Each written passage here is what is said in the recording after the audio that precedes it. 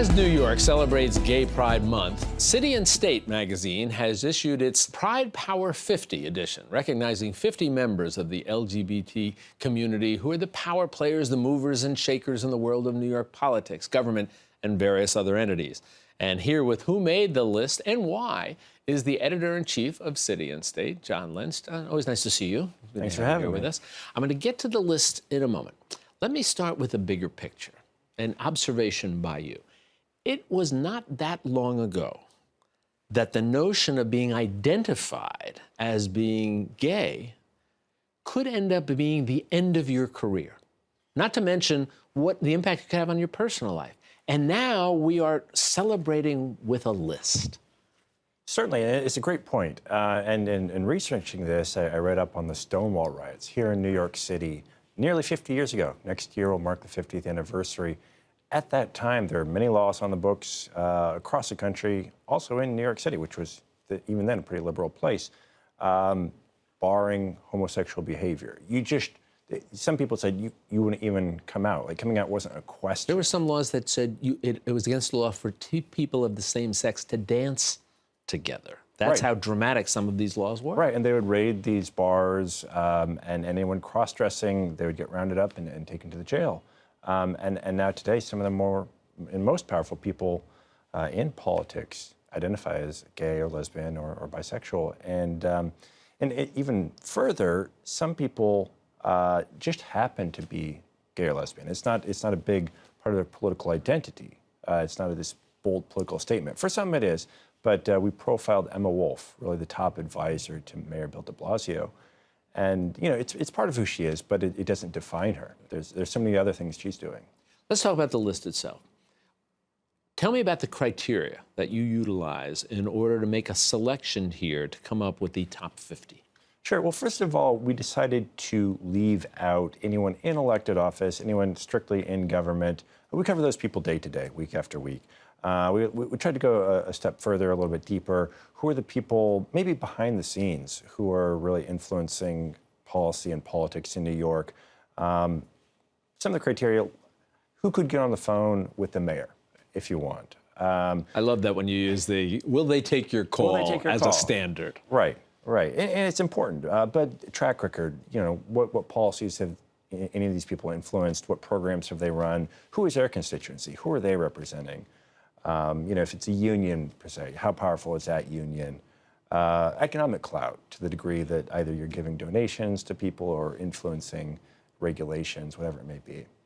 So let's start at the top. Let's do a reveal here. Start at the top, number one. Sure, number one, Ronan Farrow. Made a lot of news lately, really been a driving force with the Me Too movement. He's a journalist. He's done some reporting, very notable reporting for The New Yorker. I think the first big story on Harvey Weinstein.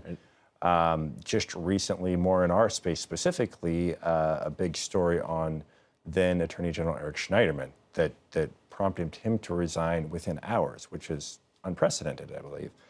So really shaking things up in the New York political sphere.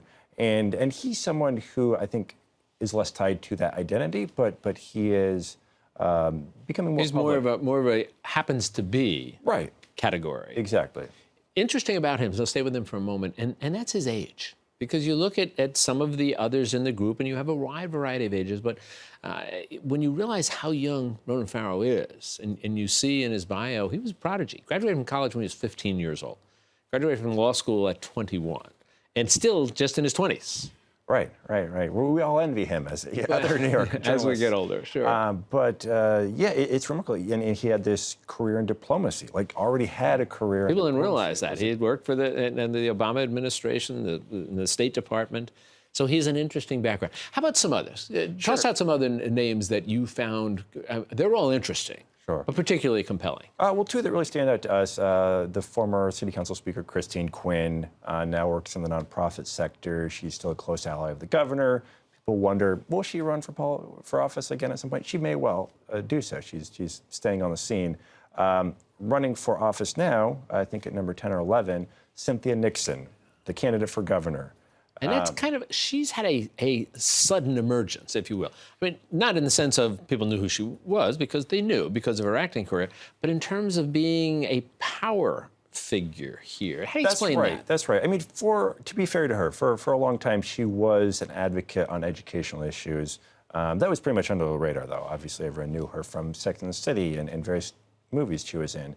But she jumped into the mayor and into the governor's race and has really shaken things up. A lot of people say she has really had Governor Andrew Cuomo tacked to the left in response just to her candidacy, just by being Just by in her the race. presence has Yes. moved him, people have said. Right, on any number of things. And I think there are compelling arguments. So that's why we put her fairly high on the list. Any other interesting ones that you would, I mean, again, they're all interesting, but ones that might be surprising a bit to folks. Well, I guess one thing, and I'll segue to another point here.